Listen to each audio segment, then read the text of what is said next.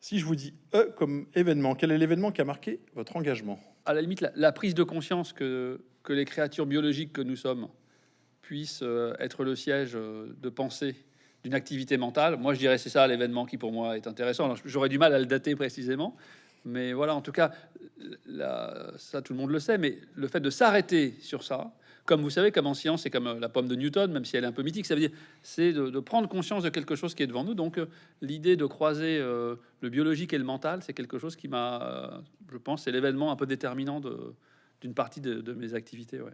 Si je vous dis C comme croyance, quelle est la croyance ou l'idée reçue qui vous désespère? Il y en a beaucoup.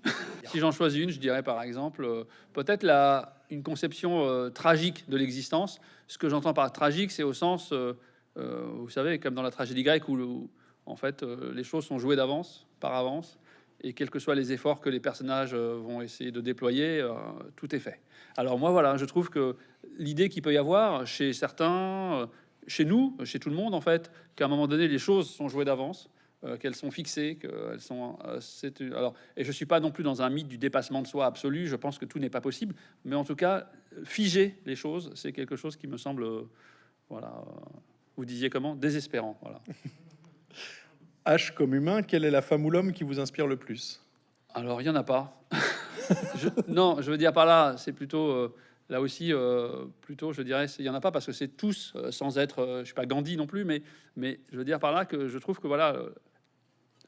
Voilà, l'humain en général, c'est voilà ce qui me fascine et ce qui peut être une source à la fois voilà, d'émerveillement, d'horreur aussi. Hein. Ça va ensemble. On peut s'émerveiller que des choses qui aussi peuvent ne pas nous émerveiller.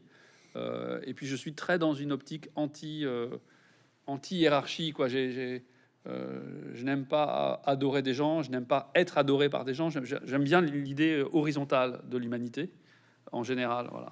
Ce qui n'enlève pas les caractères de vertu des individus, etc., mais plutôt d'avoir une conception horizontale des interactions entre les gens du temps de leur existence. Et O comme optimisme, qu'est-ce qui vous fait rester optimiste? Quand je suis optimiste, c'est pas d'une manière performative. C'est pas être optimiste parce que si je suis optimiste, ça se trouve ça va marcher du fait même que je sois optimiste. Donc j'aurais que ça comme commentaire à faire. Je dirais une sorte d'optimiste par principe plutôt que par efficacité.